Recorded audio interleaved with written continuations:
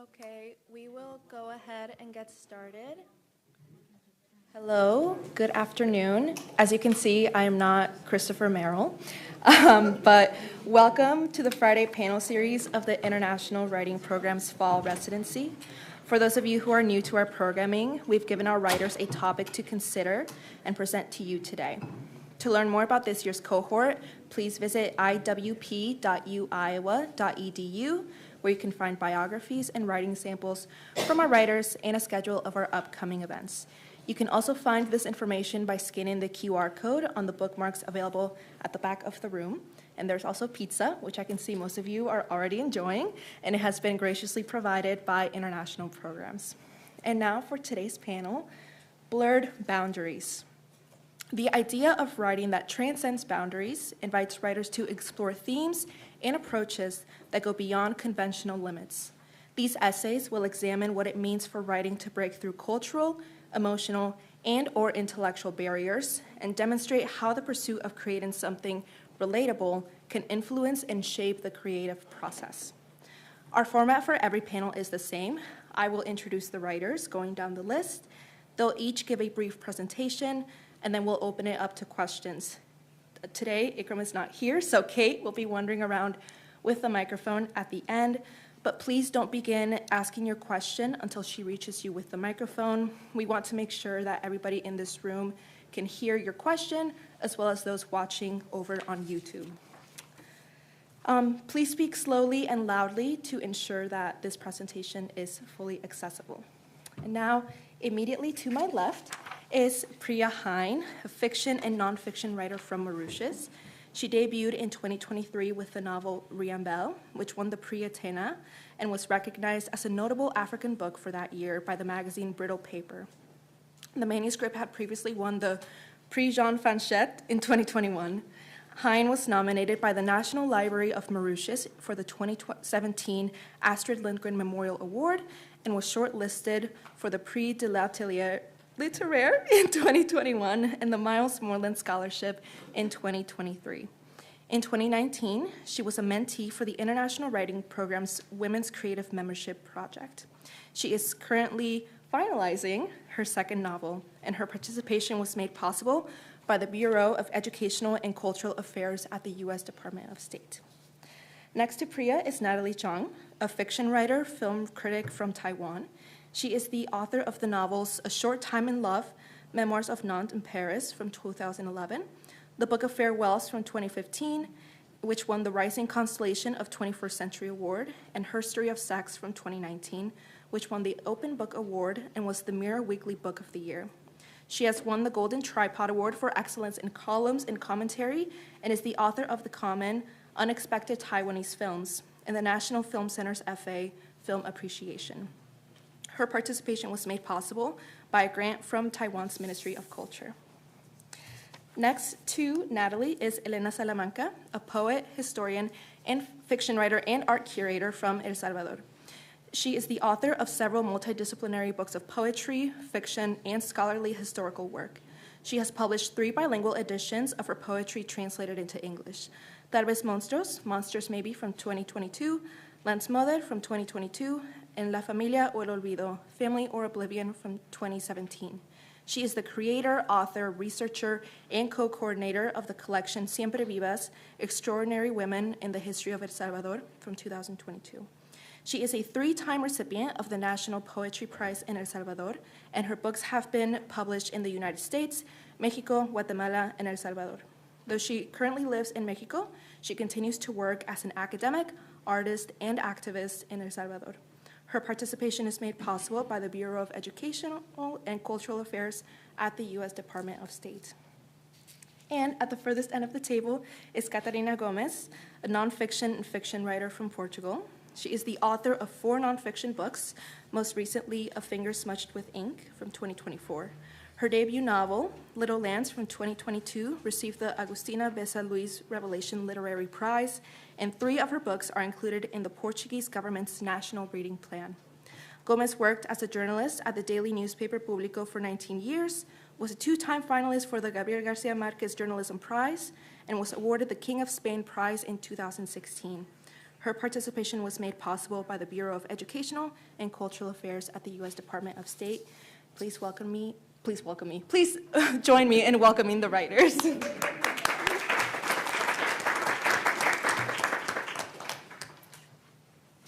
Thank you, Julieta. Thank you for being here. I landed in Iowa Cedar Rapids Airport one balmy September evening with a J1 visa, a few books, and very little else. During my first week in this renowned UNESCO City of Literature, I start to feel unwell, and I'm eventually tested positive for COVID. And while my fellow writers are socializing, I'm self-isolating in my room at the Graduate Hotel, feeling miserable. Despite feeling weak, I'm still able to take part in some of the events online, including a talk about my debut novel that I was invited to give at Cornell College, which the organizers were kind enough to switch to Zoom when I could no longer participate in person, and thanks to Kate for doing that too. And when I finally leave the confines of my hotel room, I'm greeted with an exceptionally warm spell in a city that's buzzing with students. In those early days, when this city is a stranger to me, I roam the streets of Iowa without purpose, staring at the historical buildings, libraries, literary inscriptions, and museums in awe. I walk for hours at a time, often along the meandering river, marveling how the city bears a resemblance to the European cities where I've studied and spent long stretches of my life. Every now and then, I lose my bearings. But when I come across something vaguely familiar, I catch myself wondering whether I could be more than a writer in residence here in Iowa. Traversing the roads in leafy neighborhoods, I have a renewed sense of possibility. The feeling of helplessness I was initially plagued with begins to clear as a new space slowly opens up. When I come across a first edition of Karen Blixen's Out of Africa at the Artifact Antique Shop, I happily hand over a fair amount of my visiting scholar stipend in exchange for this literary gem that I cannot resist. As I open my newly acquired treasure with its ornate Morocco binding, the words start to dance in front of my eyes, and I'm reminded of how far I have come. From Mauritius, out of Africa, to Iowa. It is impossible that a town will not play a part in your life. It does not even make much difference whether you have more good or bad things to say of it. It draws your mind to it by a mental law of gravitation. Karen Blixen, Out of Africa. And just like I have crossed oceans, lands, rivers to get to this place where I'm sitting today, my novel has often been described as experimental for having crossed boundaries in terms of form and genre. In retrospect, I was testing literary boundaries the same way I was questioning historical and social boundaries in both the story and the world we inhabit. For most of my life, I've had to fit into neat little boxes that have been used to define me.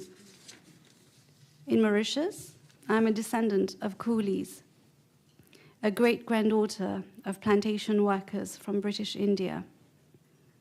My illiterate ancestors were brought to Mauritius as indentured laborers and servants to work on the sugarcane fields after the abolition of slavery in 1835 in what was called the Great Experiment, where Mauritius was used as a testing ground. This experiment was so successful that other colonial powers went on to use the same system of exploitation in their colonies. But I'm also a daughter, a woman, a mother, a wife, a person of color, a foreigner, an immigrant woman. Although I was born on the island of Mauritius, I've had the privilege of studying and living in many countries, such as the UK, France, Belgium, and Germany. This was largely thanks to grants, scholarships, student loans, and part-time jobs to sustain my studies. My cosmopolitanism was born out of traumatic history and herstory, remnants of colonialism that still haunt us to this day. But it has also given me the chance to belong to something bigger, beyond my immediate origins, something that transcends boundaries. When I wrote my debut novel, Riambel, for the first time in my life, I decided that I did not want to conform. I was tired of having to fit in, to assimilate and to follow rules. The book came from a feeling of anger after being discouraged from speaking about my experiences as a woman immigrant. And I felt compelled to write in a way that I had never written before, unapologetically. Although the book is written in English and published in the UK, and subsequently in France and next year in Germany, it contains passages in French and Creole. It is peppered with words from Bhojpuri and Malagasy to illustrate the diversity of my island, which did not have an indigenous population before it was colonized. I also weaved in recipes, songs, and poems without caring about genre conventions or whether they would fit in, for I did not want to cave to Anglophone-dominated aesthetic pressures or stylistic conventions. Writing Riambel provided me with a certain freedom, where I was allowed to be blurry, to leave my comfort zone behind, to be bold and take risks. It allowed me to move between worlds, languages, and stories fluidly and seamlessly, like the ocean that I grew up with, like the river of Iowa that I visit almost every day. Today, I am deeply humbled and honored to be here and to be considered a voice who is contributing to this new wave of experimental literature. And as literature can be appreciated from anywhere, it has the power to transgress physical boundaries, to break down barriers, and challenge social convention. So, who is to say that we should not challenge the blurry boundaries of literature? Thank you.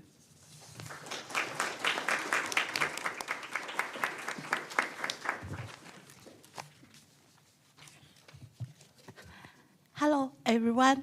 Thank you for coming.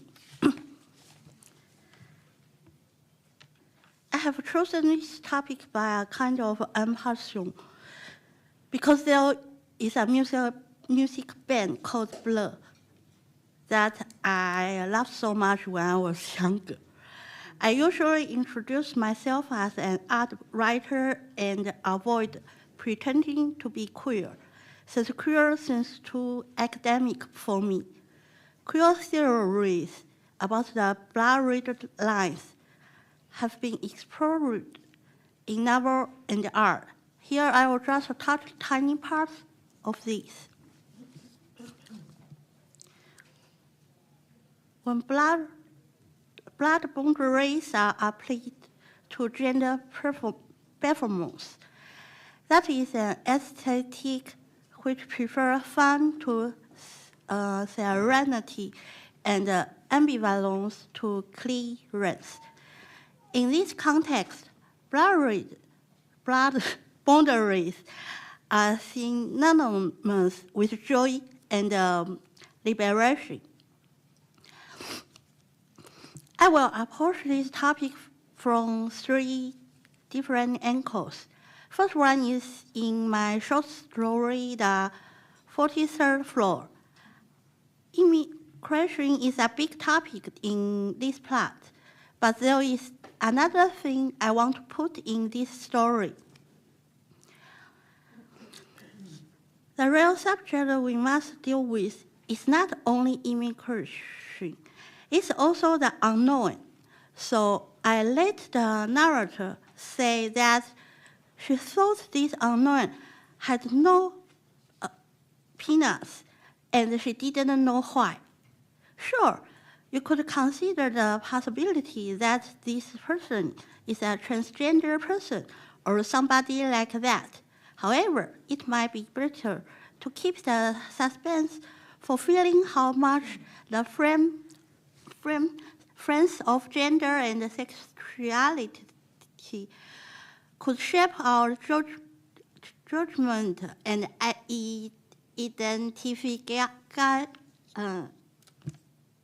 identification when we read.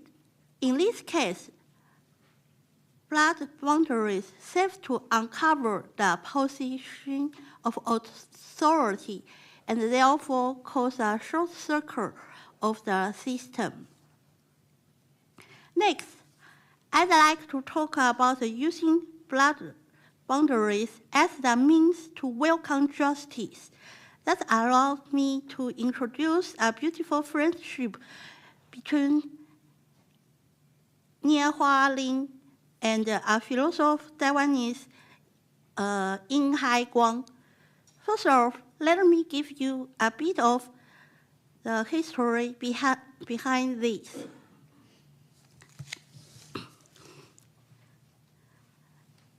In 1895, a war broke out between Japan and China. After China's defeat, Taiwan was ceded to Japan as a colony. For the next 50 years, Taiwanese people were regarded as Japanese under international law.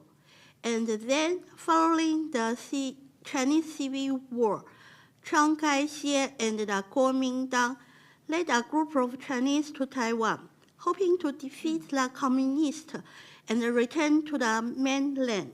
However, 2 years before their settlement, a conflict erupted between the Chinese military and the Taiwanese civilians, resulting in a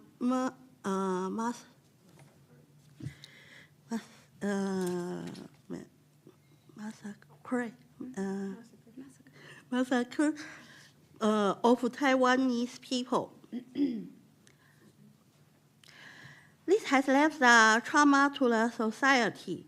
Generally speaking, you can say that those who came to Taiwan in 1955 to 1949, closely aligned with KNT and the other Taiwanese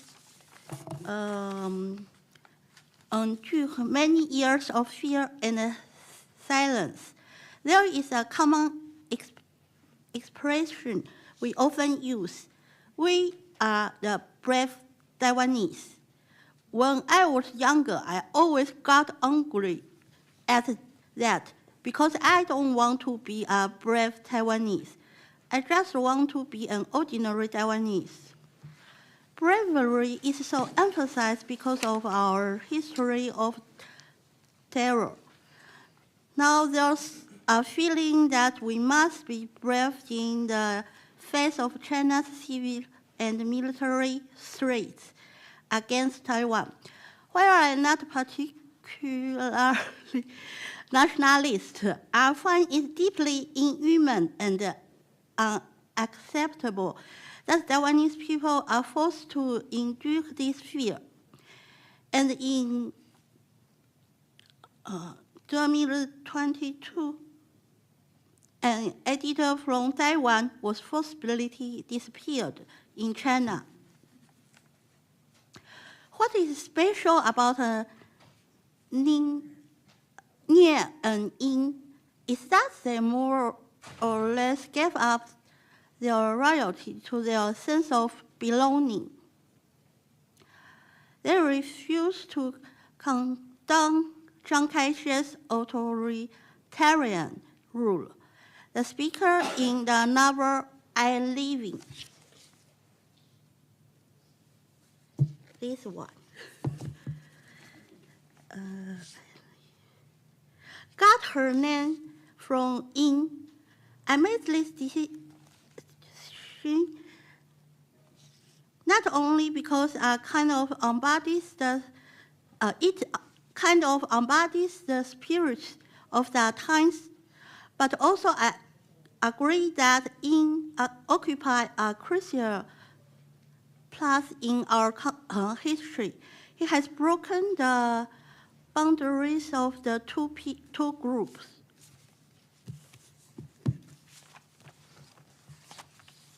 This is the house of Yin Hai Guang.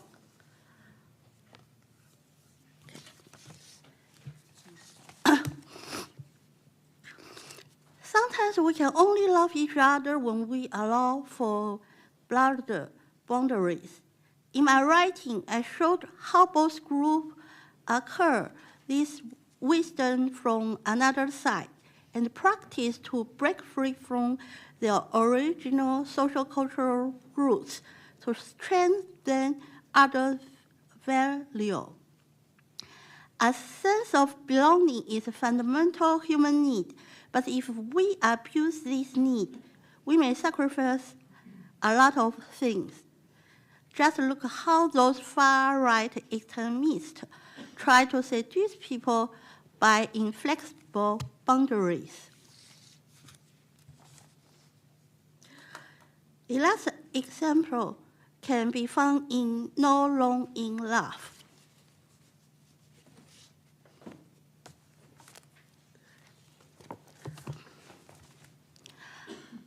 When this book was published, there was a lot of controversy surrounding the idea of a lesbian author writing a novel about a heterosexual and homosexual love story. Someone said that portraying the protagonist as bisexual is the best choice to imply that the average lesbian is too closed-minded. And I said that if we talk about the diversity, there won't be the so-called best choice. But still, I let people talk whatever they want because I don't care. Also, same-sex marriage was legalized in Taiwan in 2016. I knew that LGBTQ community remained vulnerable, and I chose to defend our right at that moment. However, that forced me to sacrifice a bit of my love for literature. As a novelist, what I am interested in is exploring all kinds of taboos. A gay writer hit the nail on the head after reading the novel, and he wanted me to talk more about this point that has nothing to do with the previous controversy. I refused to discuss it because I didn't like to provide any direct answer. Furthermore, what matters the most in a novel is where it makes readers think for themselves. But now, I could summarize that core point I really want to talk about in one sentence. Can a victim make a mistake? The answer is yes. Even as women, survivor of pedophilia abuse, non-white, non-Occidental, non-heterosexual person, the heroine of Not Long in Love remain ignorant of the experience of other victims. This woman thought that the man she met can't be trusted because he couldn't express any emotion about Shoah. But she has missed one point. The man himself could be Jewish. With all good will, it is still possible to make a mistake. I don't think I participate in the trend of always oversimplifying the issues into the so-called gray area. As novelists, we have the responsibility to defend the blurred boundaries when the fixed ones erase the complexity of life.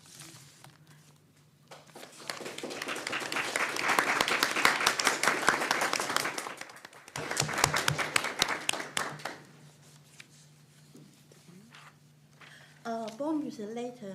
Okay. Read. Thank you, Natalie. Thank you. Thank you for being here. First, I would like to thank to Iowa Public Library, because in the first days or first weeks when we were here, I used to work here, but I used to listen also, and I used to see a lot of stories that were really heartbreaking or heartbroken, I don't know how to say. And I stopped writing here because every night when I was back in the hotel, I used to cry.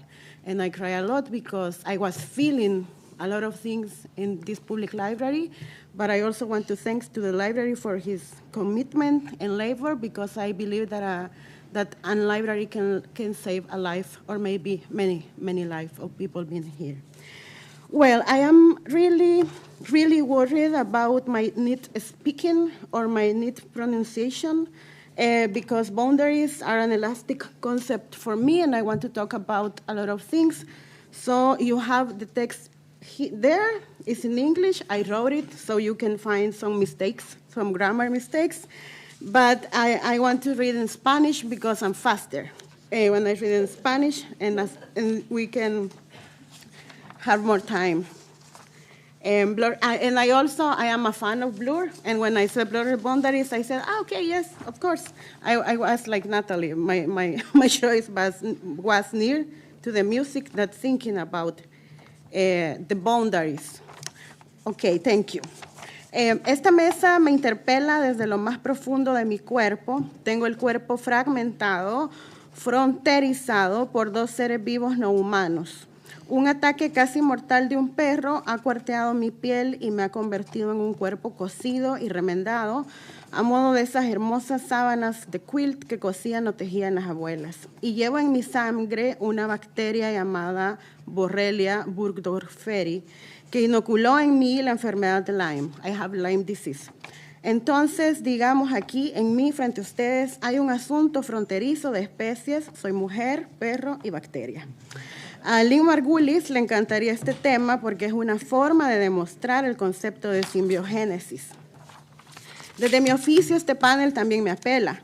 En mi vida cotidiana como historiadora escribo sobre las fronteras, reviso mapas, constituciones políticas y repaso documentos sobre las disputas geopolíticas e intelectuales de los siglos XIX y XX. Como ser humano también estoy atravesada por las fronteras. Desde 2005 decidí vivir fuera de El Salvador, entonces y aún hoy uno de los países más violentos de América Latina. Pero las fronteras me atravesaban y me atraviesan también en las historias de mis compatriotas nacidos en los 5 países de Centroamérica.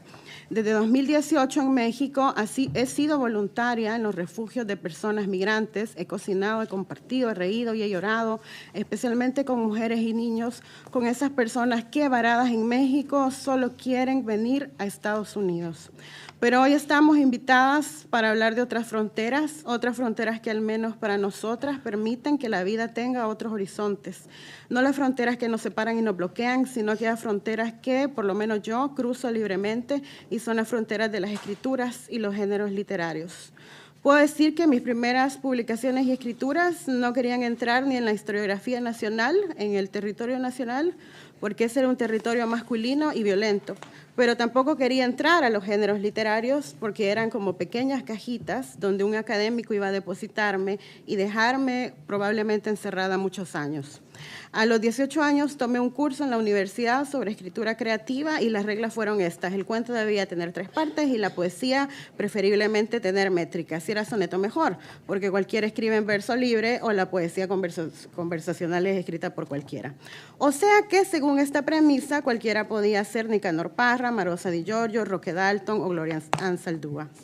Esta literatura de la universidad no ofrecía lo que yo estaba buscando, así que me aislé, me dediqué a escribir y mi escritura siempre ha sido una afición parecida a la del coleccionista, acumular cosas, en este caso textos, que a nadie le importan, pero que a mí y a nosotras, probablemente mis compañeras de esta mesa, nos hacen felices.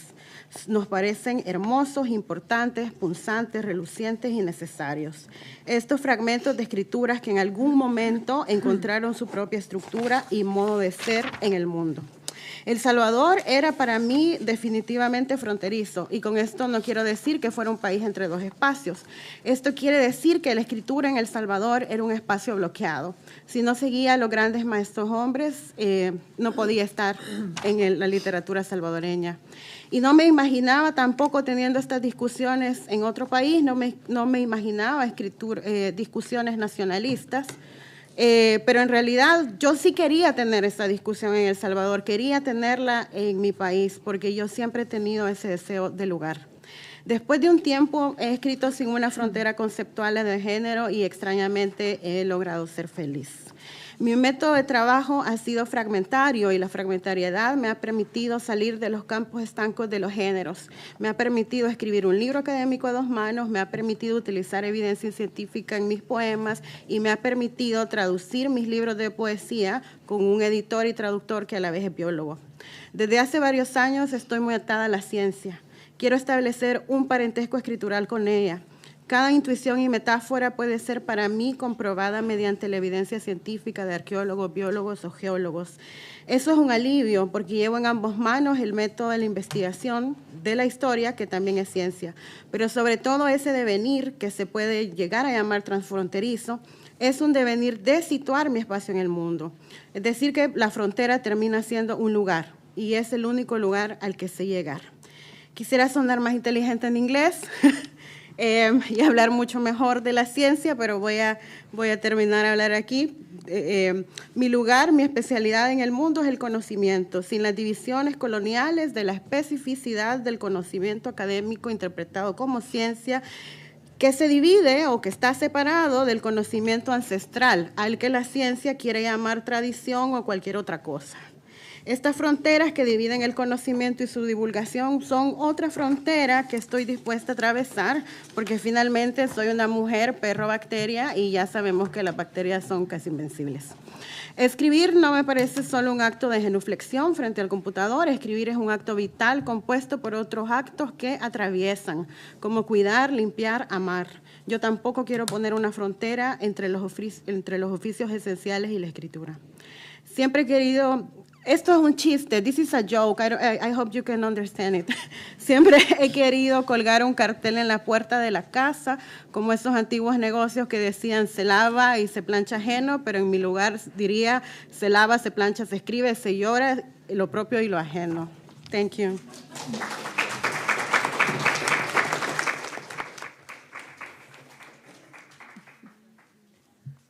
Hello everyone, so I have to be, can you hear me clearly?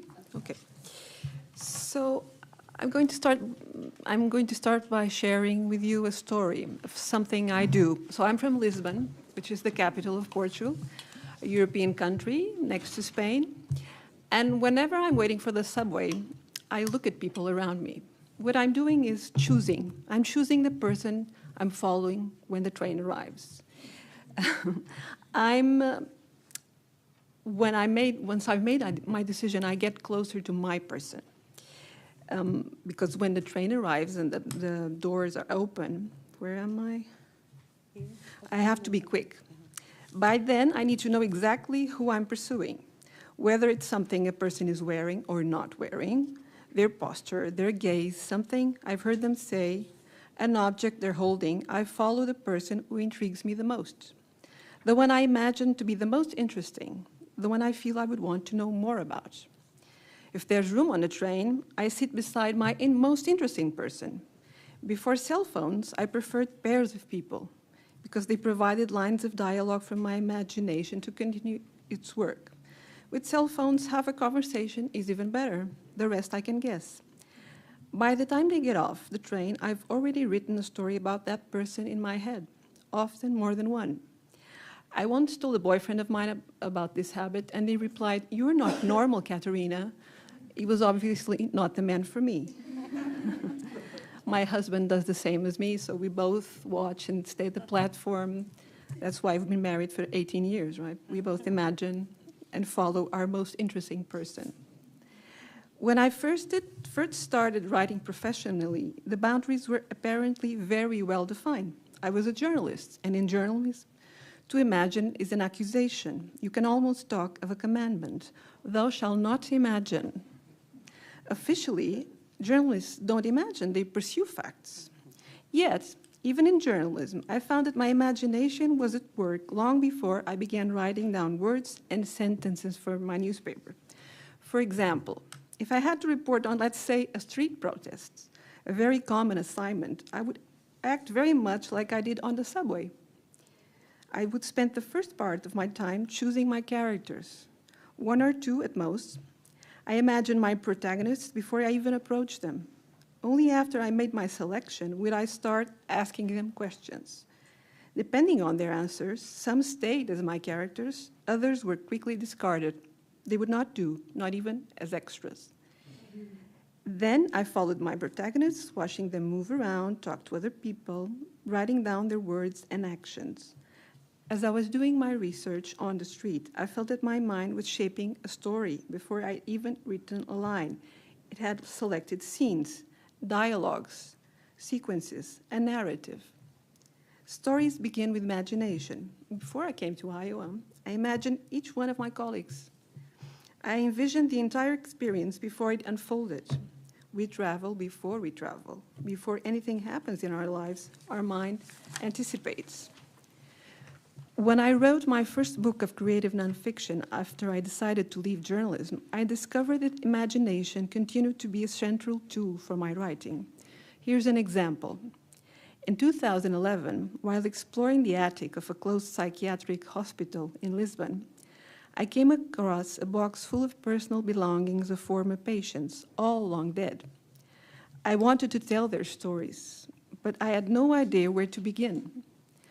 I chose the ones that most captured my imagination, like a metal box filled with clog hands. Who owned it? A watchmaker? Was he always on time or sometimes late? The box contained dozens and dozens of objects. The ones that didn't arouse my curiosity remained silent forever, untold stories. My imagination didn't choose them. You follow what sparks your desire to know. I realized that imagination acted almost like an editor, leading me down certain paths, steering me away from others. Even when my discoveries diverged from what I had originally envisioned, it was my imagination that got me there in the first place. In both journalism and creative nonfiction, I found that I wonder, I guess, were perhaps my most vital research methods. And although I was aware that imagination played such an important role in my journalism and nonfiction writing, when I decided to try fiction, I felt paralyzed. I could no longer select my characters from the people around me. I could no longer follow the most interesting ones. There were no real faces, no voices I could hear, no bodies I could touch. The realization that I now had permission to imagine anything was overwhelming.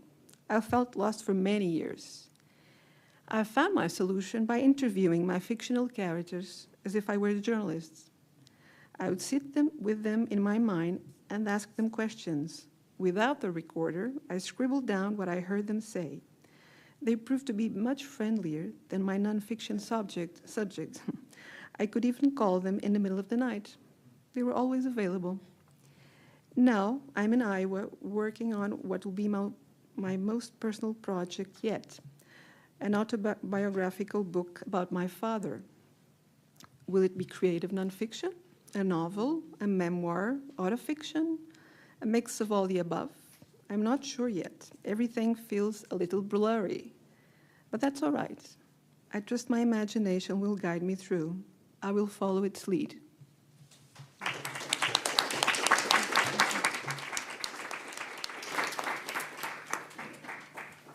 Thank you all very much. Before we get to the questions, I do want to mention our upcoming events that I hope we see you all at. Please join us at Prairie Lights this Saturday at 4 p.m. to hear Iowa Writers Workshop MFA candidate Car Simeone, Yu Yo-Yo from People's Republic of China, and Felipe Franco Munoz from Brazil.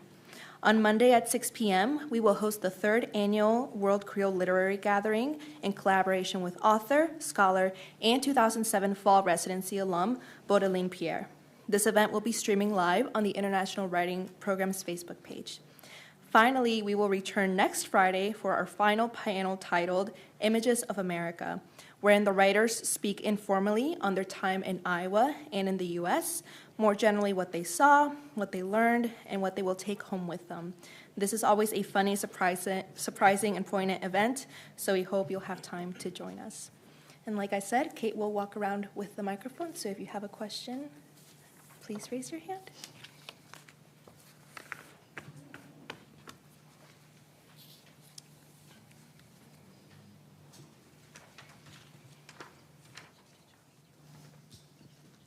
My question was actually for Katerina. So when you were talking about how you and your husband met, I was wondering if he caught your eye because he was one of those most interesting people to you, and if that's kind of how that started. We didn't meet on the subway. He was not, it could have been, yeah. No, we met in a choir. We both sang. I'm an alto, he's a bass? Bass. So no, it was interesting, but I didn't meet him. I didn't follow him in the subway.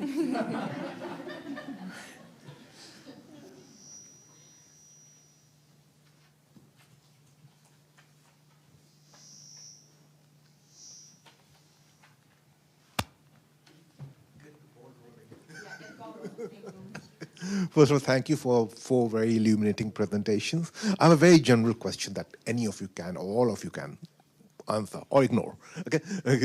Because when you have this term blurred boundaries, the assumption of the term is that there are boundaries and then they're blurred. Okay? However, in some of your presentations, I also got the impression that actually the boundaries do not exist and have been imposed. So how do you see your job as writer? Are you actually blurring boundaries that are there? Or are you actually removing imposed boundaries so that the space which has actually no boundary becomes more negotiable, maybe? Just wondering how you would see it. I feel very much that boundaries exist in the publishing world. You have to decide, is it fiction, nonfiction? They put you in different shelves. So you really have to fight against, the boundaries aren't in your heads, they're everywhere. So my work here is, for instance, I'm arguing that imagination precedes all genres, even in journalism, when people don't think, oh, journalists don't imagine. Nonfiction, it's nonfiction, how is imagination?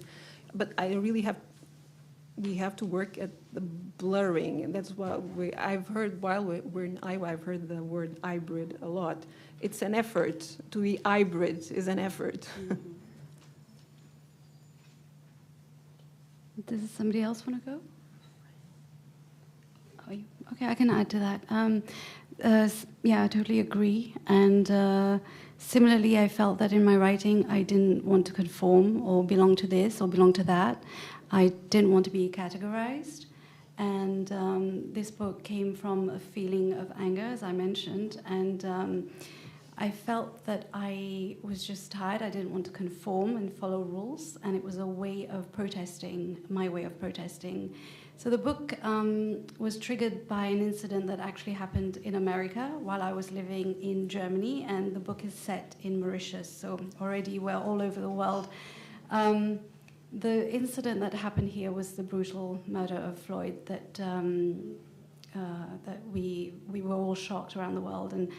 And I was in Germany, and I thought naively that it was the time to address these issues or talk about my experiences, but I was told that I should be grateful, basically, and silenced. And that's what I felt compelled to write. And while everybody, a lot of people were protesting around the world, and I was disturbed by certain things that I was hearing, I thought that's my way of protesting. And my way of protesting was to create something that was completely different But I was writing for myself back then. I wasn't thinking of where it will end. It was a form of therapy, let's put it that way. And I just wrote in the way I wanted, and I just didn't care. And it was poems, recipes, songs, different languages, in fragments, also like Elena writes, it was about her history as opposed to his story, history, which in French is son histoire à lui,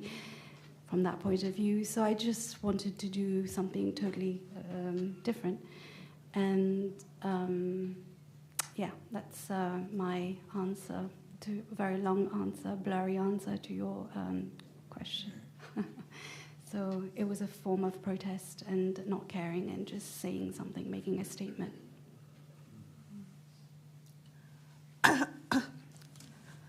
I think my work is to make people feel all kinds of boundaries. Maybe the boundaries are reasonable. Maybe they are ridiculous. But in my writing, I have to show that changeable.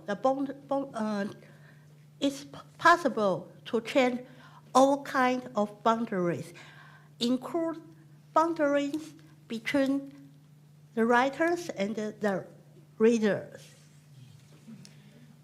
I think that in Central America, writers really love boundaries. They want to say you write novels, you write poetry, and pick you in a box, and you have to stay there.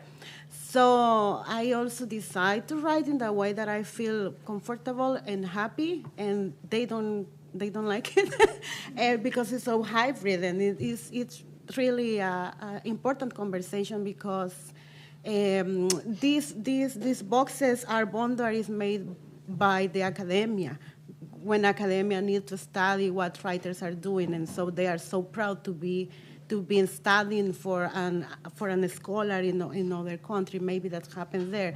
That's why I live in Mexico, because nobody knows me there, and they love what I do, and it's okay. But also, I think that we need to talk about the other boundaries, the political boundaries, because we are here because we have a visa.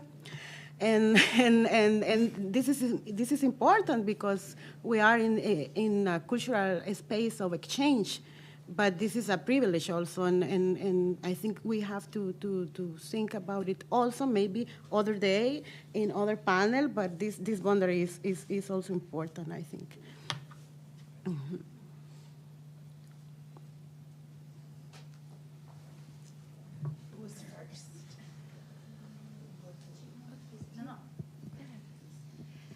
Okay, thank you everyone. I really enjoyed all your talks and presentations, and it is such an important topic. I was wondering if any of you want to throw light on some of your allies or mentors or people who have supported you in this process or inspired you, or people who you feel have not been those separations and borders, but have helped you transcend it in some way.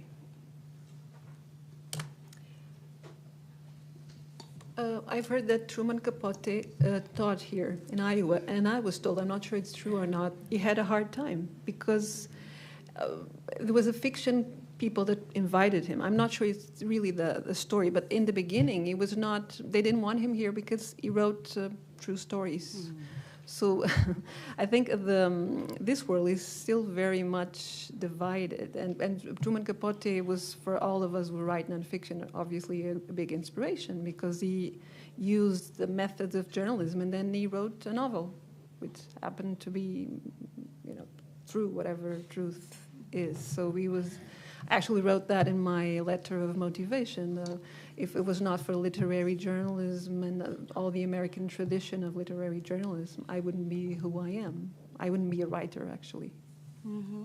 I found these people in reading also, because when I know that Marosa Di Giorgio exists, I feel like if I belong in a place finally, because you don't know what is she writing. It's poetry, it's prose, it's novel, what is that? And there are always nature, and there are a word of potatoes. She has a story about a word of potatoes, and the potatoes are flying. And I said, oh, that's the way I learned to think, because I used to think and imagine with my great mother and my grandmother. So it's like it's this mixture of how women think in this world when they are working to taking care and work a lot. And also, I am happy working with my translator, because as he's a biologist, when I said, oh, I wrote something about this flower and this pollen, he wants to read it. And maybe it's a person who I trust a lot, and I can blur this boundary about science and poetry. And I was thinking about Joyo's presentation when she said that she also paints some parts of her poems or the novel. Sometimes for me, it's important also doing other things. Maybe I can write a poem or a story, I don't know, whatever. But sometimes I need to do other things, like climb a monument, read in the public space, or embroidering, or also doing pottery or something, because I can't stay only in the page. Mm. That's a very good question. Thank you very much. For me, what really inspired me or supported this way of writing, first of all, I will say the mentorship, the IWP, because for the first time, they saw me as a writer before I saw myself as a writer. So that really made a big change and gave me the confidence, because until now I had been writing for children, my own children, and short stories, and I didn't really consider myself a writer. So that was the one big thing that really changed the course of my writing.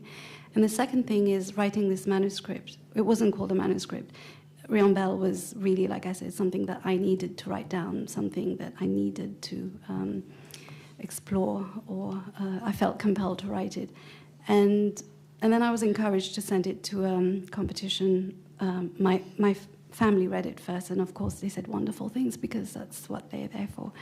And then I sent it to my cousin, who then said, you must send it to this competition. And I thought, well, why not? Because the chair is the Nobel Prize winner in literature, and he's the only Mauritian to have won this prestigious prize. And I thought I would meet him if I send my writing, because he in the past has invited all participants, and I thought that would be a nice way of meeting this great person whose work I deeply admire. So I sent it off, and then I won. I didn't expect that.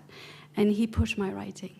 And that was the second big influence, especially because he comes from a former colonizer. He owned slaves in Mauritius, and that's exactly what I'm writing about. And I was scared. Like I said, it's very bold writing for Mauritius. Mauritius is very small. We all come from sugar. We all know each other. People don't talk about slavery history.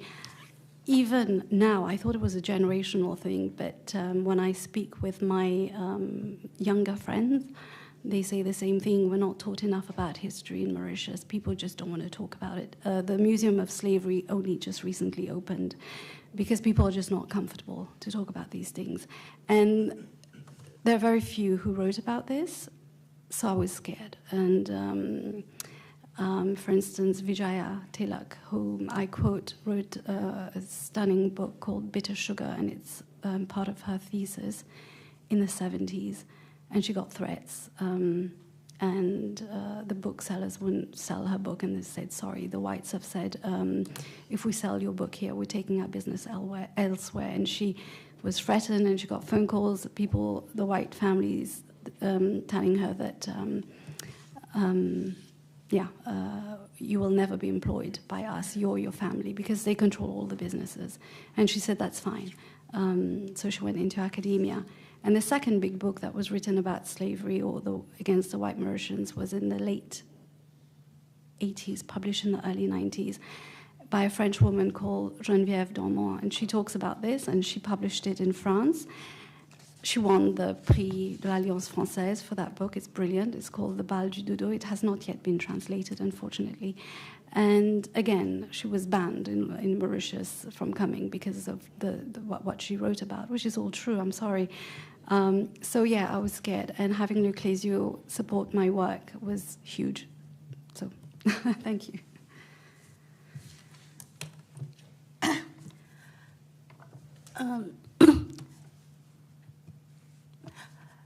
How can I answer this question? As a Taiwanese writer, we always have this situation. The elder told us we don't care enough our country. We don't care enough the politics. We don't write enough the reality. As we have the painful reality,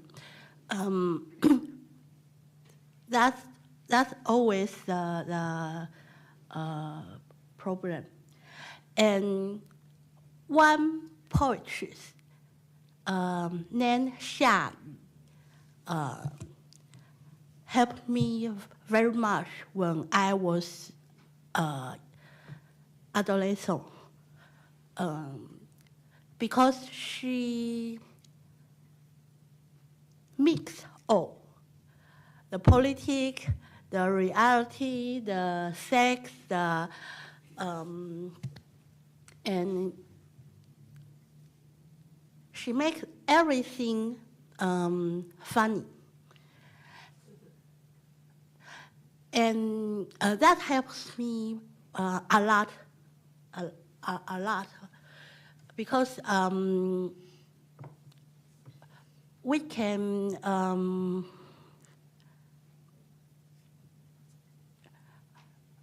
we are not only one choice. When a choice become many, that become easier to write. So Xia Yu is the one writer who helped me a lot. And I'd like to mention some writer Taiwanese in the area of when Japan colonies, they have the reality very painful too, and they didn't give up to writing, so they give me many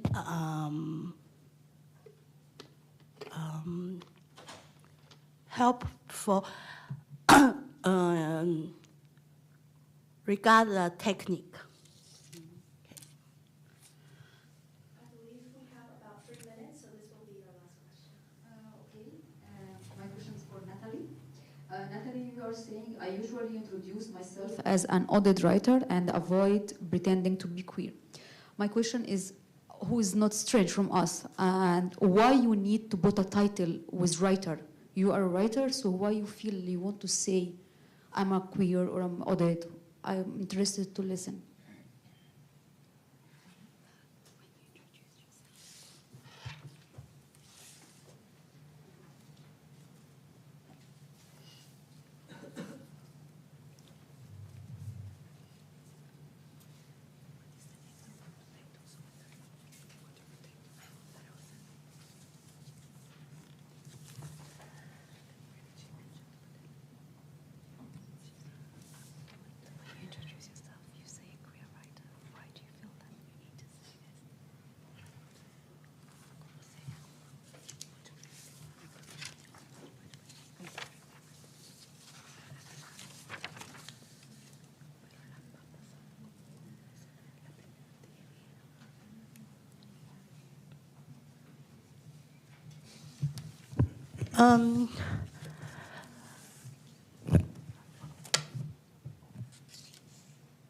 Since I write my first novel, I am ethics by queer. And at that moment, I think queer was very interesting. Now, queer theories remained very interesting also, but when it become more and more formal, I thought a writer should keep some distance. That's why I like very much all the art, queer art in the museum. That's very, very rich and critical. I love it. But myself, I have to keep some distance because it's become a little popular. Okay? That's not complicated.